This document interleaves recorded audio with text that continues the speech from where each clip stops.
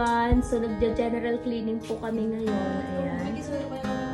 Dahil isang linggo po kaming laging may pasok. Ayan, sobrang kailangan po natin mag-general cleaning habang yung dalawa ay nag-a-addict. Ayan. Ito naman po yung kwarto. Ayan, magja-general cleaning.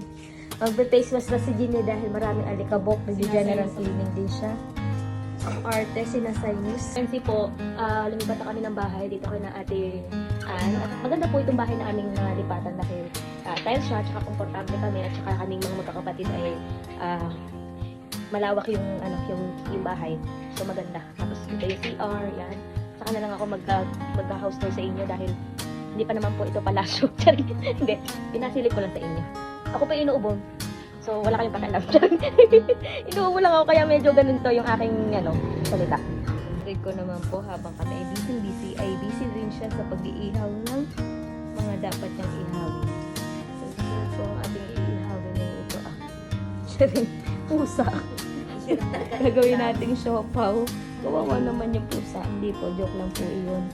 Kaya po pusang iyan ay sa kapitbahay namin. Ano po pinapakain. So, yun dyan. Ito po. Ang tawag dito ay Betamax. Ano sa iba? Pero ito po ay dugo ng manok. Po dito ay ulo ng dragon. Ulo ng manok. Hindi, bawal ako tumawat, ako inuubo. Ayan. Sige na nga. Bahala ka na, Joanna, dito kami magja-general cleaning doon sa loob ng bahay.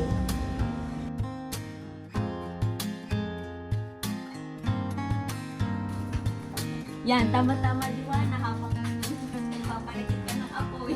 Ayoko sasabay dito ng damit. So, parang may naka-down eh. Ang aking mga nilabhan, ilalagay ko na ulit doon.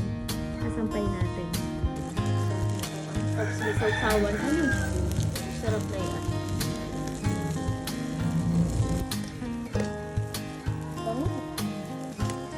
Ito na.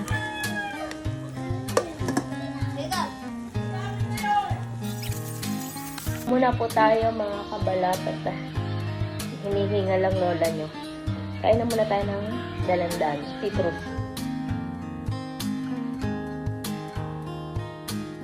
Tamis. Promise, matamis. Yung iba hindi na naniniwala sa akin matamis kasi mahilig ako sa maasim. Pero in fairness, matamis po itong nabili. Tapos, diba dati, tinatanggal natin yung mga, ewan ko totoo, pero sabi nila huwag daw tanggalin kasi narito din yung sustansya nung pinakang dalandan. At yung mga nasa, yung parang buhok-buhok dyan. Kainin natin.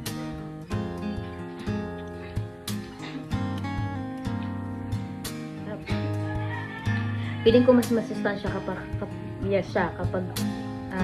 kinain mo pati yung balat. Sipag oh. Meron din po siyang at sinasayos doon siya sa alikabok. So, inaayos niya yung mga sapatos namin. First time namin ulit mag-general cleaning at sobrang kalat na talaga. Hanin din eh. At yan, napakasipag nito.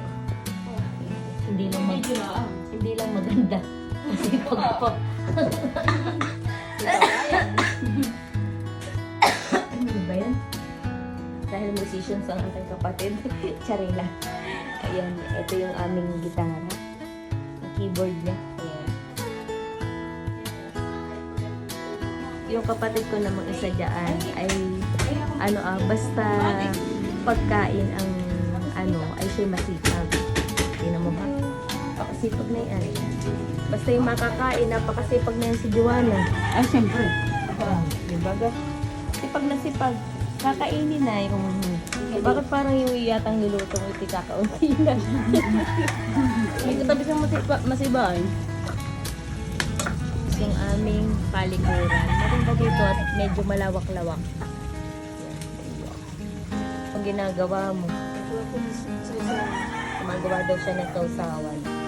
May siling doon na. Pinakamaangang, ay wag mo muna lagyan ng siling maangang at baka din yun na makakain.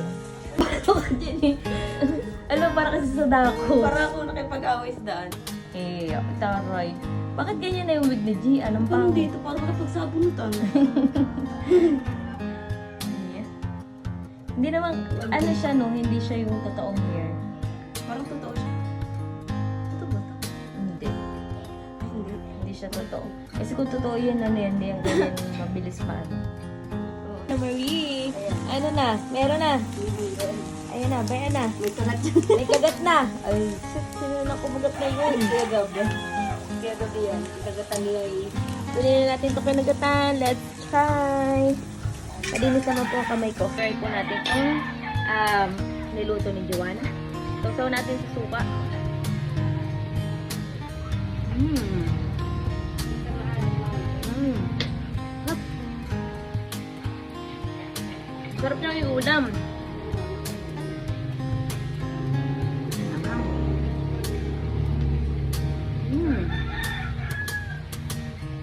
Sa inyo yung mga kaluyot na aking tinanim. Ayan, oh ha. Tapos may sili na rin doon ha. Diba ba? Ni? Yeah. Kaya pa?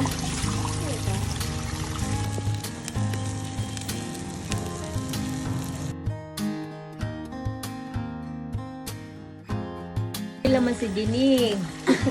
Kapag ano na sapatos. Na yung ginagawa mo? Diba? Go, Dini. Sige. Kaya ang init.